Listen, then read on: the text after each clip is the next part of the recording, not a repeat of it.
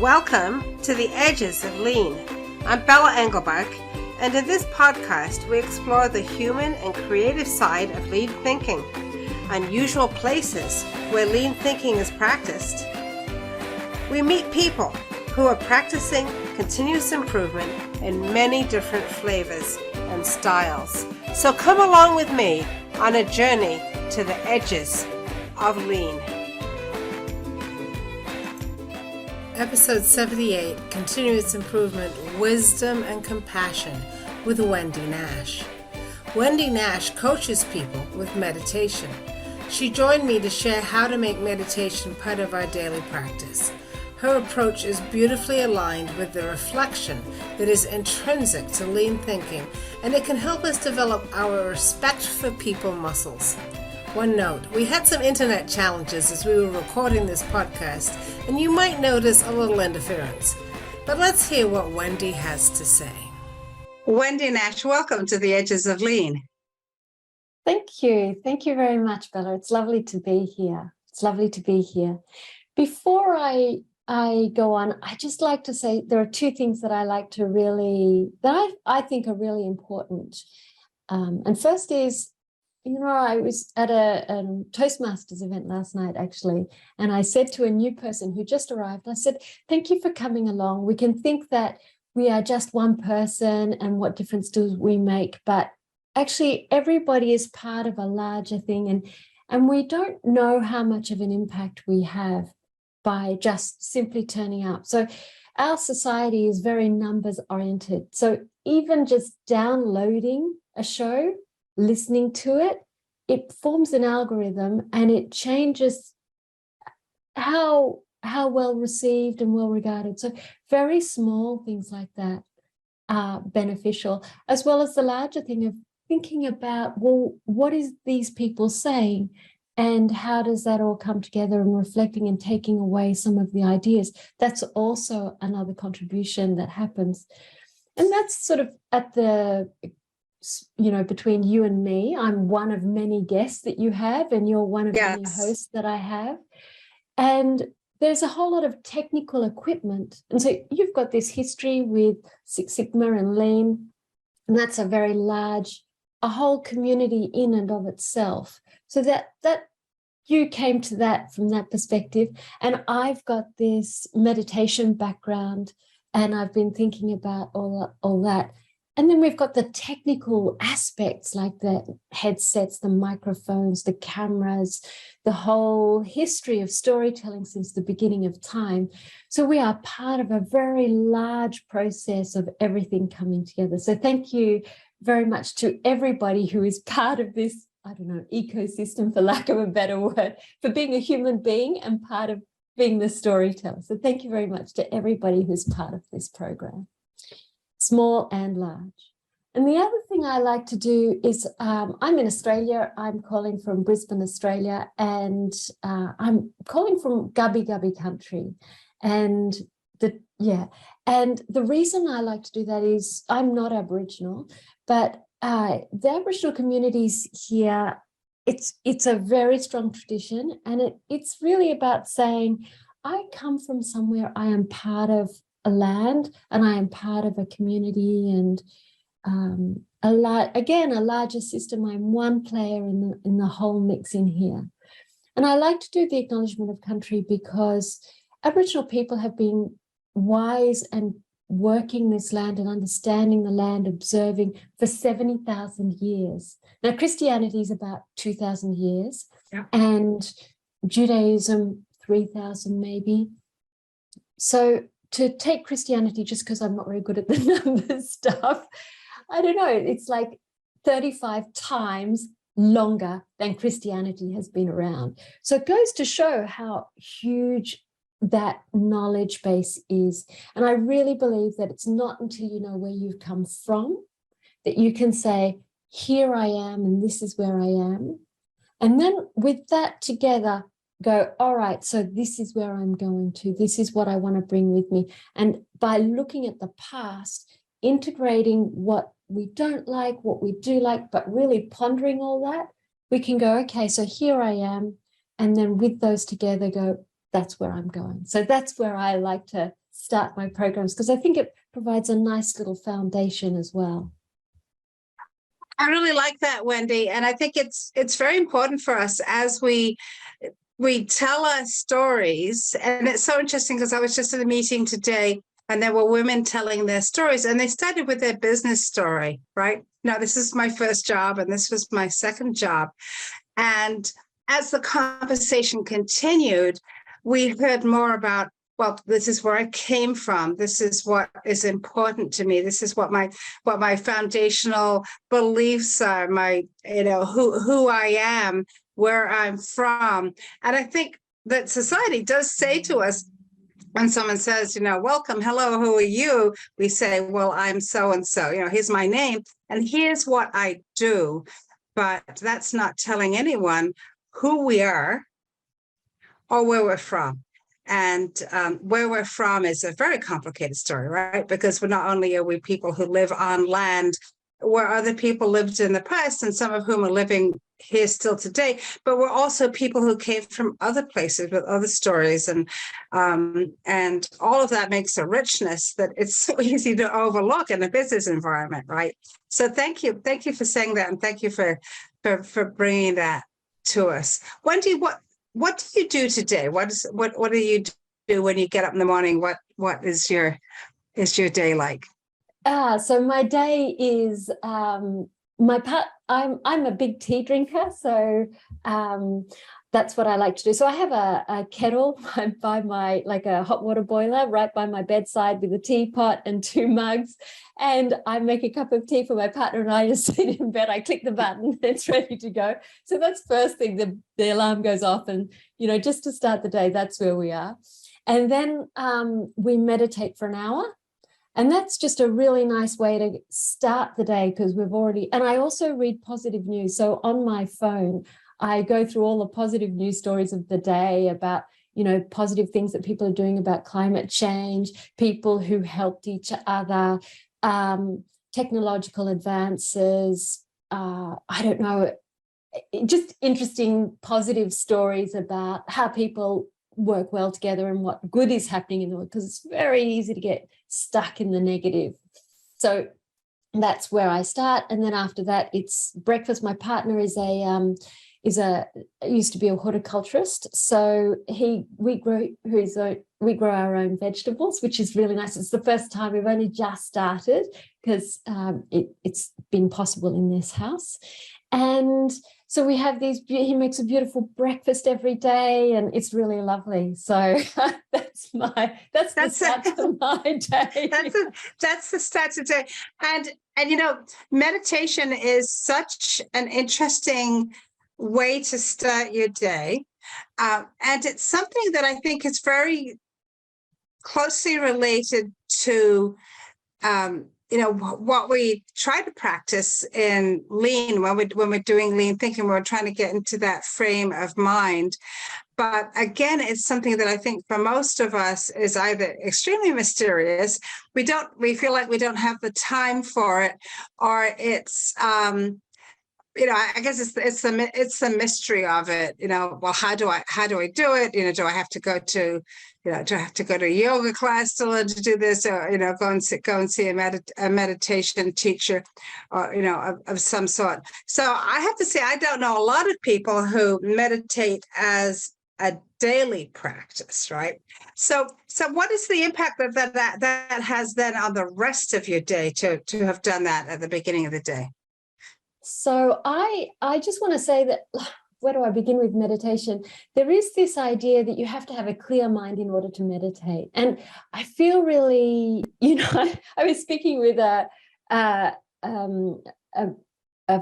founder yesterday, and I said, this is what meditation is. It's really, people have this idea that they can run around all day, every day, and then suddenly sit down and have a clear mind for 20 minutes. Like, that's just not going to happen. That's such a tough starting point for people. It's so unfair that we've set up another way for people to fail. And it doesn't have to be that difficult. It really doesn't.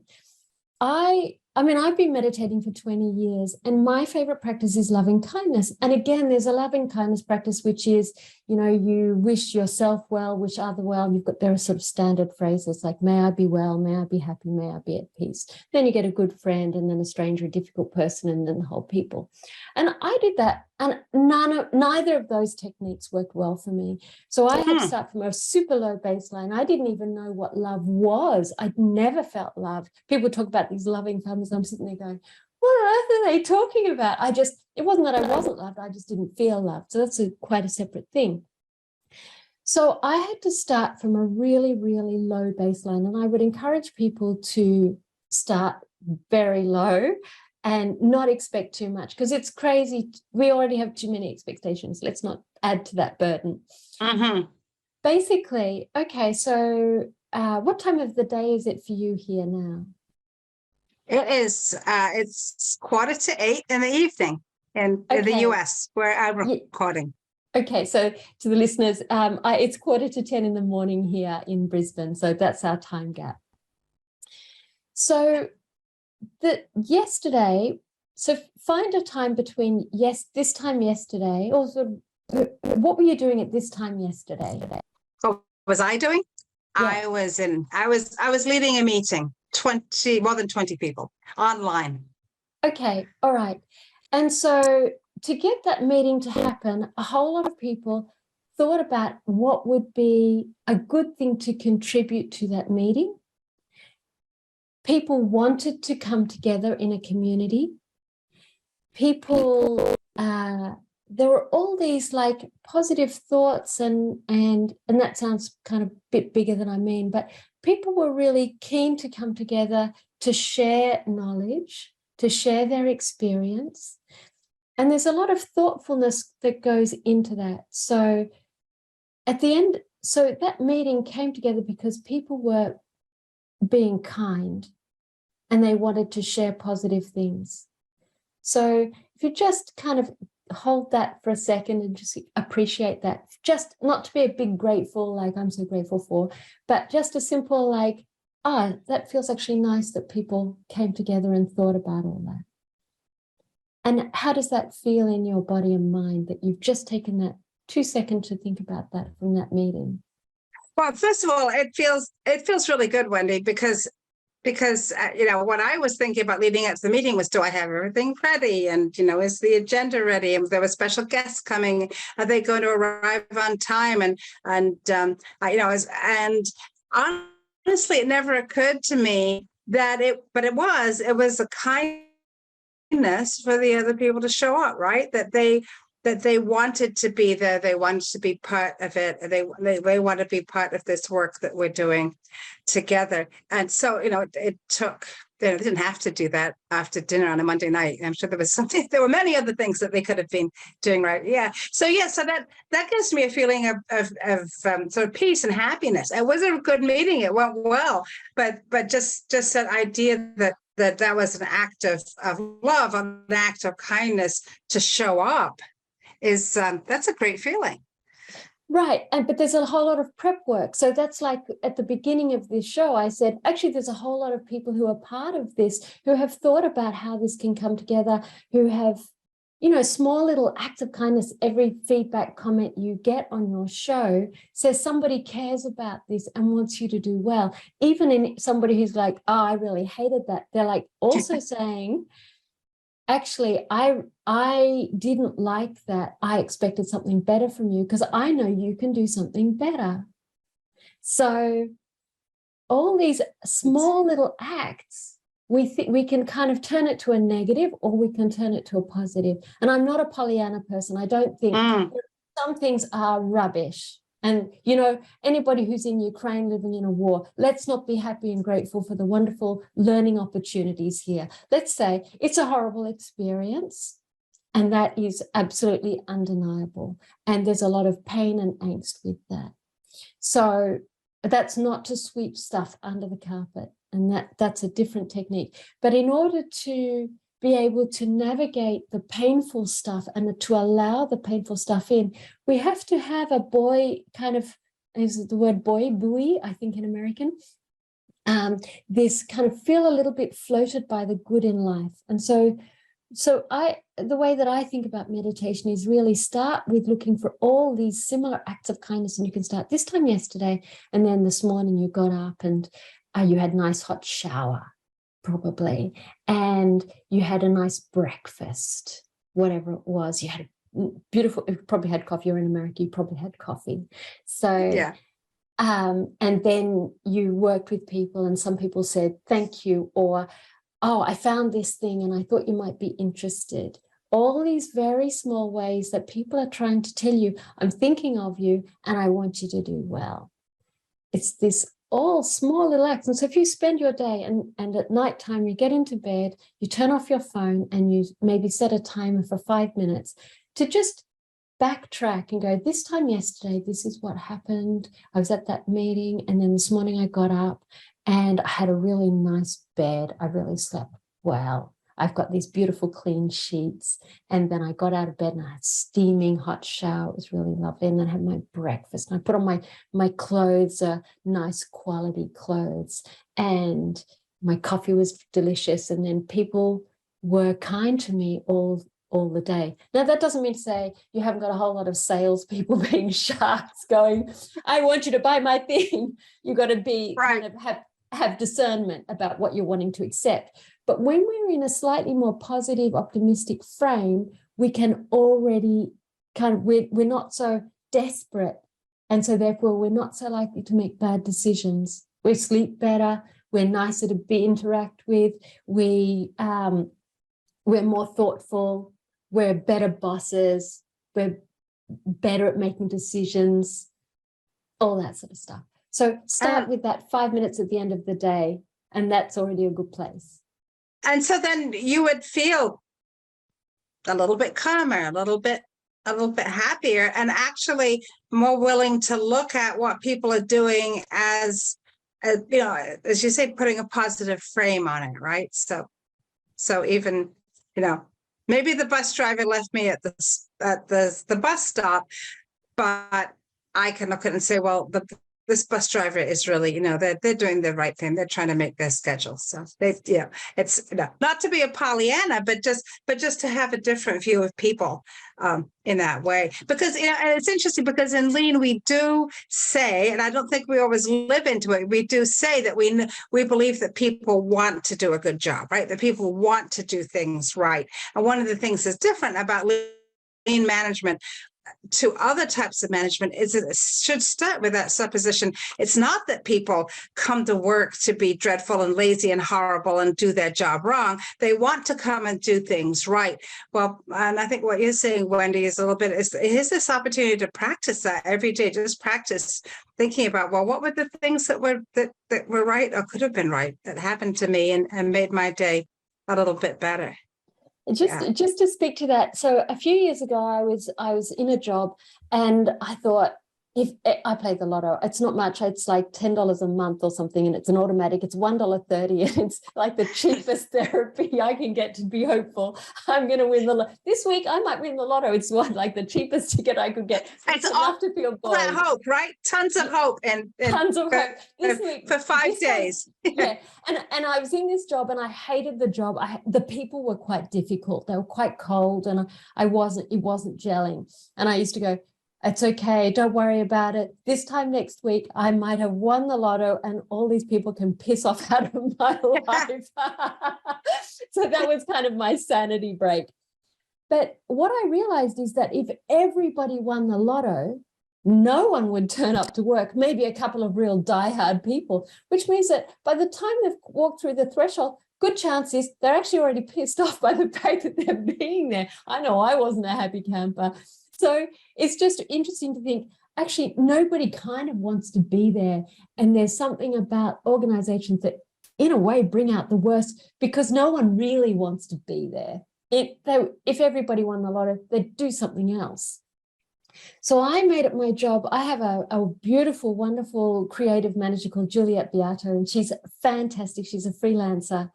And she's very diligent and very competent. And I said to her, my goal in our working together is 2 things. One, that you feel appreciated. And 2, that you feel that the work you are doing is positively contributing to the company. That's my goal here in the relationship. And that then we can work together, and whatever else comes of it, comes of it. But they were the 2 most important things. And I thought, I have actually seldom had people appreciate my contributions. There's been a cursory, oh, thanks for doing that. There's very little appreciation. And she just beamed at that. Very simple, very simple.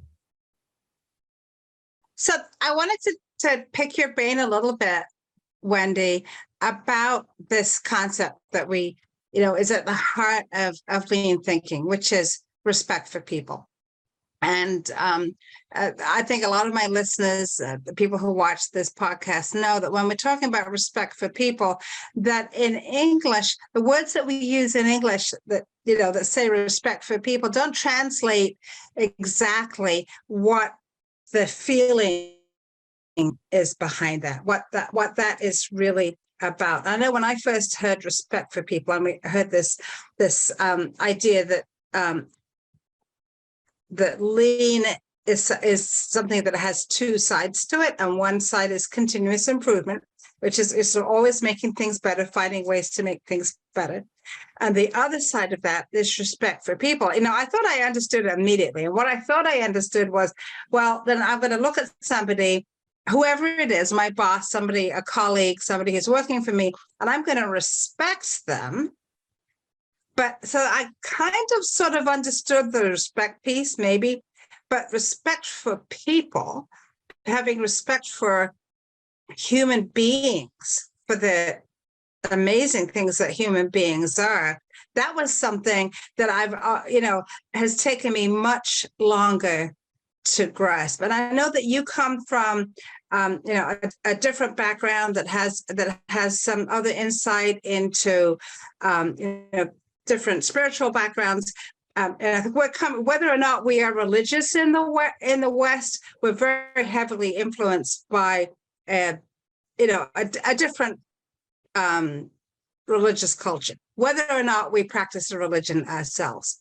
And so I really wanted to get your thoughts on that, and how you see that kind of framework.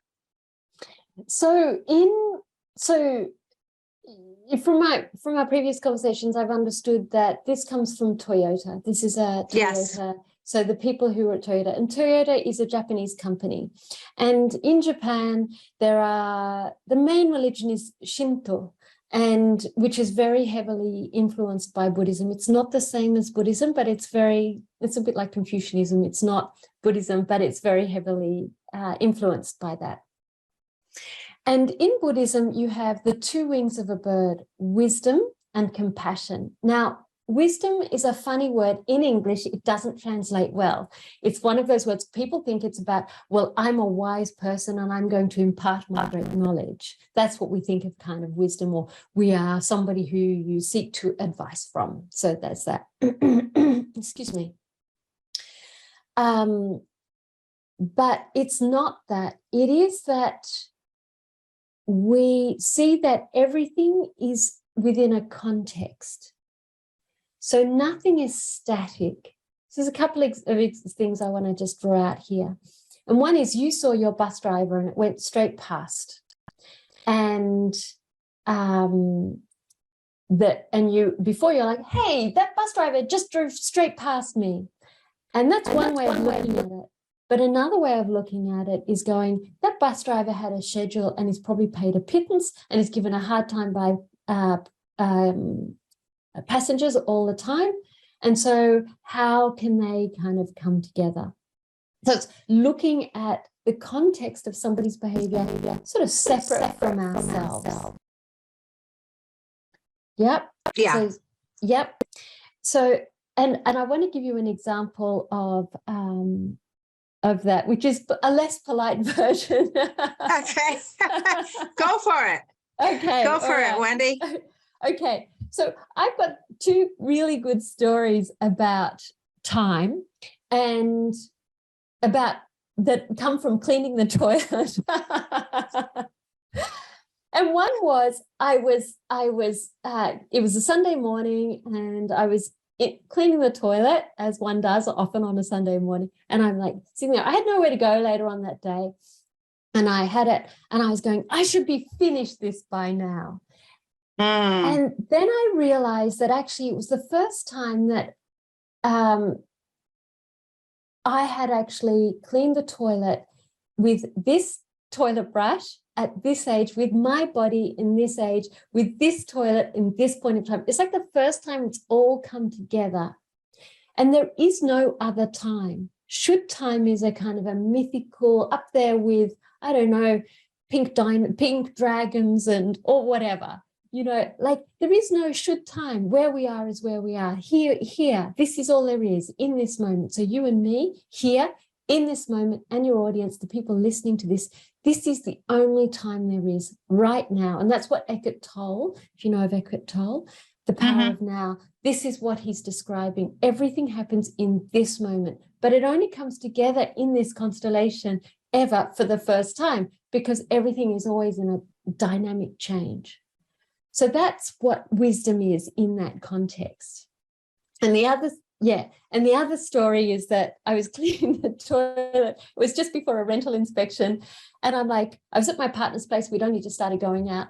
And I'm like, oh, geez, toilet's dirty. That's his poo. That is really disgusting. And of course, it's not like I hadn't been using that toilet. So I'm going, oh, yeah, it's my poo too, isn't it? Yeah. So we can kind of want to disown the bad and say they're the bad one, when it's actually a whole process, like we're in this together. And so that's what the wisdom side of it means, and that's what the continuing development means. It means that everything is always in a state of flux, and we are not outside the bad stuff. We are part of the bad stuff. So that's what that wisdom side means. That's what that continuing development one is. And the other one, which is respect for people, is really just saying, so tell me about the people that who you really trust. Tell me about the people that when you've got a problem, who do you trust? Tell me that. What are the qualities about them? So people who listen to hear the whole problem. Yeah. Yep. People who will assist in solving problems as opposed to just coming up with solutions that may or may not work. And people who are willing to point out things that I can't see. I think that, to me, that's very important, because, we all have our own biases and filters and who can do it in a way that I can accept. Right. Because that's a hard thing too. Yeah. Right. So those are the people that I trust, that I can. So does that give us does that give a sense of respect for people? Does that give you a sense of what that means then? Now they showed care, kindness. They probably had a lightness about them as well. There's probably something, you don't take it so seriously. It's okay. It's going to be all right. There's kind of something a bit light. Maybe they made you laugh and saw some other funny part of it. Or they said, oh, yeah, I've just done exactly the same thing. And they're saying, like, don't take it personally. It's just within a context. Yeah. Right. And so in Buddhism, you talk about the 4 immeasurables, and it's love, compassion, joy. And the last one is, I'll just put it this way, not taking things personally. It's called equanimity, but I'll say not taking it personally. And that's what respect for respect for people is. It's just saying, let's be thoughtful and kind to people. So last night in your meeting with those people, let's be respectful and kind, and let's appreciate the good things that people are bringing to the table. That's all it means. It's nothing big. Yeah. And I love that last one, the equanimity, that something happened, and it might even be something that happened to me that felt bad, but I don't have to let that eat me up, right? That can be, I can look at it and just maybe set it aside a little bit. So what I do in that situation, I'm exactly the same as everybody, like I come with stuff, there's a reason I do this is because I got stuff, And what I do is I kind of go, all right, so imagine, and I often find it's from something in the childhood, where I have had an interaction maybe at school and someone was mean to me, and that kind of deep pain still sits there. And I'm in my adulthood, I'm reenacting some part of that pain and I've just kind of sunk down to some vortex of hell because it reminds me of some bad time in my childhood. And so the way I work with it is I go, okay, so here's Bella at whatever age, and given her personal history of these particular circumstances in her childhood and the place where she is, her social circumstance, her disposition, and these people in that circumstance that you were interacting with, how many options did you have to respond in that way? And actually, if you were to see that as a movie and you go, that person, that's exactly I know exactly what they're going through. That's exactly right. Actually, she wouldn't have done it any other way. So it's not about you being a bad person, which is usually where I think that's where we go to. Yeah, it is. It is. Well, they did it because they're a horrible person. They don't like me and all the rest of it. Yeah. Right. And so we take in, well, I'm a bad person. And I'm not going to go into the complexities of how to understand, cause and all that sort of stuff. But I will go into just to say that actually it's not personal. It feels personal because it's touched a really wounded part of our being from this early painful time in earlier life. So it's super, super, super painful, and we feel maybe guilt, shame, and humiliation. And so it's really touched that. And so it makes us feel like we are bad, but it's actually not personal, even though it looks it. So if you're a Black person, and I think you have a Jewish name. So do you have a Jewish background? No. Okay. Yeah. But if you come from a community which is very persecuted over a long time, then actually what that means is that a Black person, it's not about who they are as an individual. As a Jewish person, it's not who they are as an individual. It's actually something else about other things. So it can't be personal. And in that same way, when people behave in ways that make us uncomfortable, it's not personal. They're reacting to their stuff, and it's just triggering something inside of you. And that's what's happening. I don't know if I'm being very clear in that. So this is really interesting to me, Wendy, because one of the things that I do, and is part of the Women in Lean, and a shout out to the Women in Lean group, which we do frequently. One of the groups that we're in there is a group of Black, indigenous women of color, and what we call allies, and I can't remember. I've forgotten what the last A is, but activists. So, and the idea is that this is a space where people can come and be themselves and can talk about, the challenges that they are facing, especially our sisters who are Black, indigenous, or people of color of some type. And one of the things that and I'm white, so I can't speak to it. But one of the things that I believe happens is somebody will look at a person and say, well, this person, their skin color is a certain way, therefore they must be X, Y, and Z, and therefore I'm going to react in this particular way, or talk to them in a particular way, or not trust them to be alone in the store. Whatever it is. And it may be, as you say, that person has really good reasons, somewhere hidden in their memory, or what they've been taught to do that. That does not make it any less unjust what they have done, right? So that's I think that there is that there's that part of compassion needs to be a movement towards justice as well. So it's yeah. So if I can just speak to that, because I've had a little journey with that, if that's okay, if you're willing to go there. Okay. Absolutely. Yeah. Yeah. So I had quite a crazy, difficult, painful childhood, and I had a lot of emotional issues as a result of that, which is why I'm doing this journey. So that's why I'm here. As I said at the beginning, I didn't know what it felt like to be loved. So that tells you already something about my background. And, like as a young woman, I was an attractive young woman, and I could go somewhere and then people go, oh, she's a bit weird. That was a funny reaction. But they didn't go, she's like that because she's white. Right, exactly.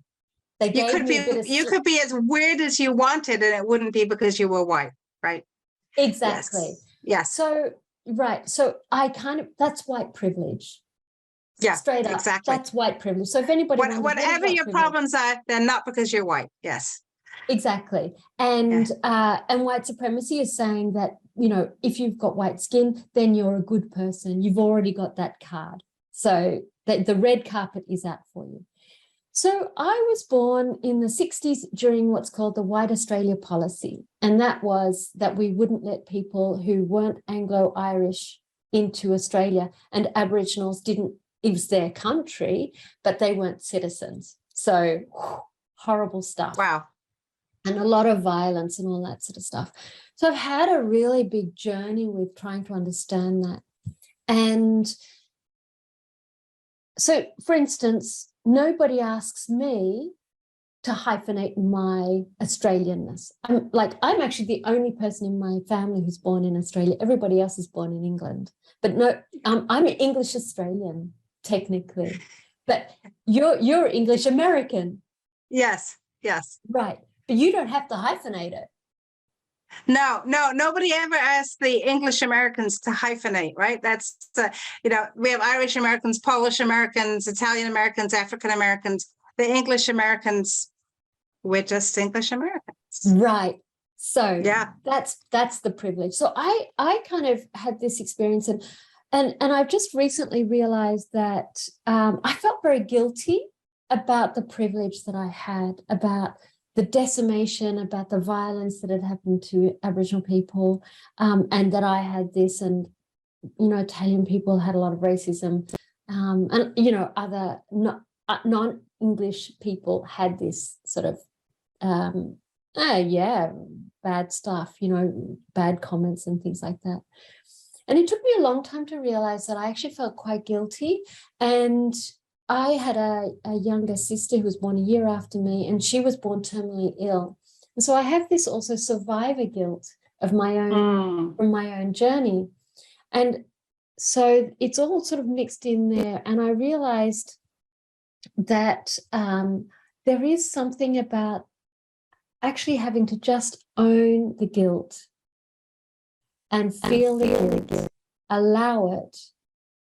And by sitting there owning it, I kind of could do something with it. And then there's a couple of communities, Aboriginal communities, that I have a little bit to do with here. One is working in justice. Aboriginal people are the most incarcerated in the world. So if you think about Black people, proportionately speaking, Black people and indigenous people in America, well, in Australia, we're a league above on that. So it's a huge problem. My goodness. Wow. Yeah. And then and there was another one who does a lot of stuff to do with healthcare and Aboriginal health.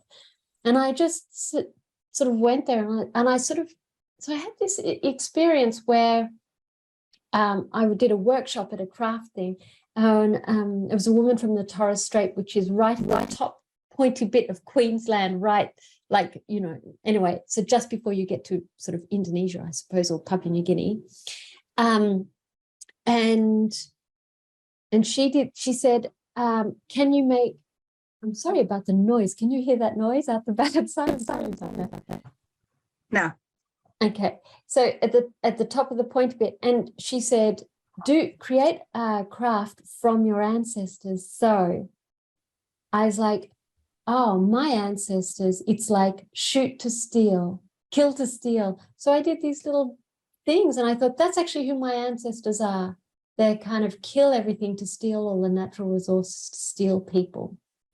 And once I had fully owned that that's actually what I felt. Now I have a broader picture of that now, but I kind of had to hold that.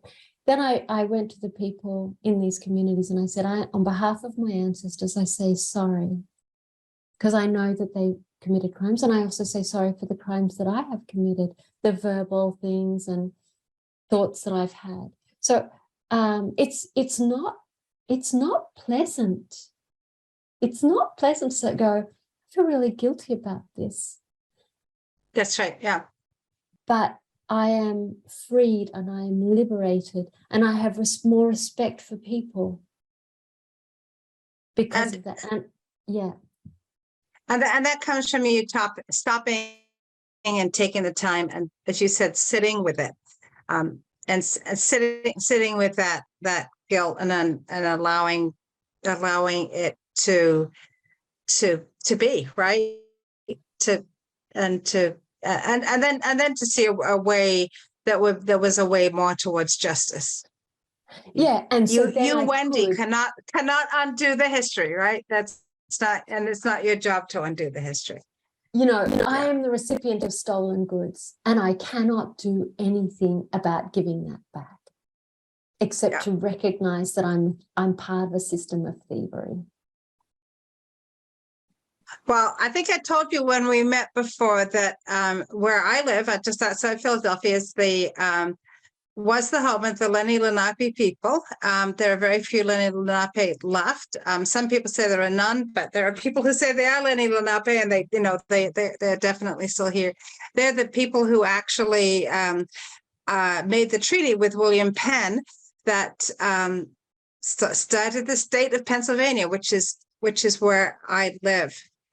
And so I came to the U.S. myself as an immigrant at the age of 9. And so I thought that I was innocent of all of this, right? This all happened a long time before me. And I was not part of the colonization of the United States in any respect until we actually came. And I was brought, I didn't come of my own choice. Obviously I came with my family. And so I think it's kind of went through the same thing. First of all, understand that this happened. And secondly, where I live, I own a home, I own land that in the past was not land that anybody owned. It was land that people used when they during the course of the year, as they did, they farmed, they fished, they hunted, depending on what the land was providing at certain times of the year. And so the land was not owned; it was used, and then it was left. They would set up a village elsewhere and go on with the rest of the year. But I own a house, right? I have paperwork that says I own a house, and just thinking about that is, that brings that. It's heavy. It is heavy. And at the same time, it is, and it's not something that I can resolve or solve, but I really, really appreciate what you said about, that just the acknowledgement of it, and not in a cursory lip service way I'm doing a land acknowledgement, but really the acknowledgement of it.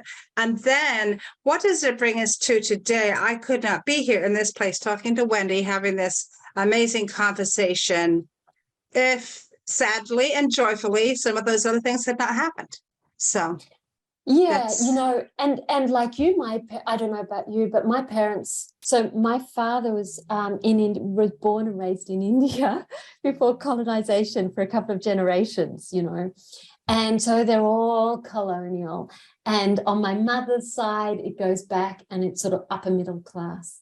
And the truth of this, and I don't know your background, but the truth of this is that if you want to look, the English in my family always upheld this sort of morally superior thing. And I lived in England for a while, and there's a huge moral superiority, where we are the ones with the good laws and we are the ones with the sort of moral rectitude.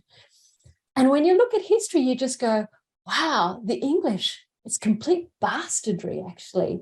Like, the British Empire is founded on slavery for sugar. So every time you have a teaspoon of sugar in your tea or coffee, that is the result of slavery and bastardry and theft of and plunder and rape. And like, it's amazing to think something we take so for granted. Even our technical equipment in Africa, there's a particular mineral, I can't remember the name of it, but all our tech equipment comes from this huge wars in Rwanda or somewhere. Maybe it's Zaire, actually, Congo. And 6 million people have died because you and me, we want a new phone every year. Yeah. And yeah. Like, we are still in this system. We want to think we're good, and yet we're in this larger circle where we cannot be entirely good. It's a really complicated place to be. And so what do we do with that? It's not comfortable, actually. It's not comfortable, but it does make me, I don't know about you, it sounds like it does for you, more compassionate to understand how can Indigenous people not get their shit together. How do they end up with a drug addiction? They're told horrible things about themselves. Their land has been stolen, they're displaced, and African Americans, Black people, whatever that means, given the color code, like, what does Black mean? What does white mean? What does any of that mean? If every time you walk into a store, somebody is automatically suspicious of you, we are part of that system. We have the privilege of turning a blind eye, but it's not comfortable. But I think, so to kind of steer this back a little bit to where we started, right, Wendy? I mean, I think you and I could talk all day or all night. But it's that what is, I think you're saying, or what I'm hearing is that actually, on recognizing that requires us or gives us the opportunity to see why compassion is so important and why it needs to be part of everything that we're doing, because we're not going to get any better with more stealing, plundering, all the rest of it. Maybe if it's just the decision to not get a new phone this year, if it's the decision to wait to purchase something that is going to result in is produced by child labor. It's each of those small decisions. It's not everything, but it gives us an opportunity to do something and to change the way the world is working a little bit. And just to sort of circle back right to the very beginning, the reason why we feel we have to steal is because we don't feel like we have enough ourselves. And by simply noticing the good that is here, the acts of kindness, the thoughtfulness that we receive, we don't have that same sense of deprivation. And it means that we don't feel so lacking and such a failure that makes us think the only way to be part of the crowd is to have the new phone. So there's something we can be stronger in our body and stronger in our bones by simply receiving what is here that is good. And one of the things, once I started looking in, I was going, wow, I'm really earnest. I'm a very earnest character. I'm like, oh, geez, I'm really wet blanket here. So I was like, well, what do I need? And I need more joy. And one of the questions that was asked was, what stops you feeling joy right now? And I went, I feel guilty for all this terrible stuff that's going on in the world. I feel really guilty. And I thought, well, that's being miserable is no good luck to anybody. That's not going to make anything better. And so that's why I started to think, you've got to feel light about life and you've got to receive what is good here. And it helps manage the enormity of the other stuff. It's not to say that stuff doesn't exist. It's not to say that you've got to take on the burdens of the world. But it's to sort of move compassionately throughout life and joyfully and lightly with people. And it's in those small interactions that it really, really counts. So that. And as we say in Lean, I know it's small steps. It's just making those small steps. Yeah. Wendy, if people would like to continue the conversation with you or work with you, what's the best way to find you? So the best way is through my website, kindlycutthecrap.com. It's a company name that business advisors going, that's a really bad name. But actually, people really like it and it's unforgettable. But it's because I believe that it's really important to be kind, but it's really important to know what we're on. So get rid of all the crap. Let's be clear about what's here, include everything, but you don't have to keep everything. So something there. So that's that. So kindlycutthecrap.com. That's it. Yes. And and I haven't quite got it organized yet, but if you want to learn about 5 meditation practices for on the go, you don't have to sit down for 20 minutes. There's lots more practices like that one I described today about looking for more positive things. You can just email me, but you can do that through the website or wendy@kindlycutthecrap.com. So that's it. So that's great. Wendy Nash, what is your one piece of advice for a young person starting out? Look for, what is the one thing for a young person starting out? You know, people are going to tell you what you should and shouldn't do. And listen to your own voice, try everything, and then learn to say no. You don't have to, just because someone says you should try it, that doesn't mean to say you should do it. Or you could try it and then not keep it. Yeah, find what feels right and look for the good stuff. There you are. Look for the good stuff. I love that.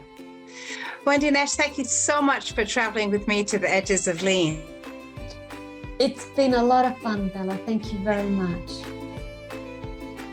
This is Bella Engelbach, and I'd like to thank Wendy Nash for being my guest on The Edges of Lean. What did you learn from this conversation? What ideas did it spark for you? We would love to hear from you. Find Wendy at kindlycutthecrap.com/contact or on LinkedIn. Find me on LinkedIn or at leanforhumans.com or comment wherever you watch or listen. Subscribe and tell a friend about The Edges of Lean. Please join me in exploring more of The Edges of Lean. There's a lot to learn. And check out my friends in the Lean Communicators community at leancommunicators.com. You'll find more podcasts and videos with lots of great new content every week. The Edges of Lean is written and produced by Bella Engelbach with support from Podcast Inc. This is a Lean for Humans production.